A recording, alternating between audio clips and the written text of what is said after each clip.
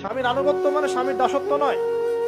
আর এই হাদিসটা আপনি কেন ভুলে যান যে আল্লাহ রাসূল সাল্লাল্লাহু আলাইহি ওয়াসাল্লাম বলেছেন, আল্লাহ ছাড়া যদি কাউকে সেজদা করা যেত, সম্মান বুঝাচ্ছেন, আল্লাহ ছাড়া যদি কাউকে সেজদা করা জায়েজ হতো, আমি মেয়েদেরকে বলতাম যেন স্বামীকে সেজদা করে। কেন?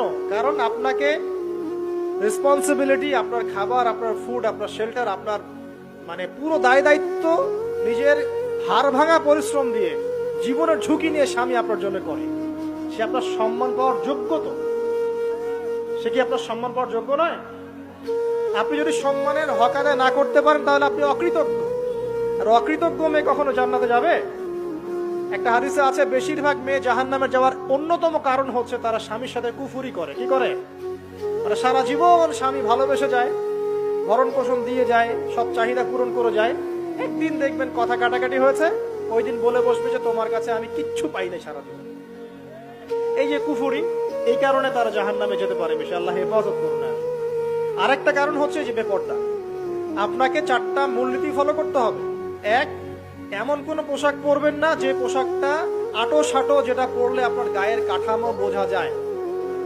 এটা বোরখা হলেও পরা যাবে না। আমি কি বুঝাতে পারছি? ডিজিটাল বোরখা দেখেন নাই? 2 নম্বরে এমন পোশাক পরা যাবে না যে পোশাকটা পরলে বাহির থেকে ভিতরের অঙ্গ দেখা যায়। দেখেছেন? দেখেন নাই? দেখছেন হুজুর? আচ্ছা, আপনারা তো সব দেখেন দেখি।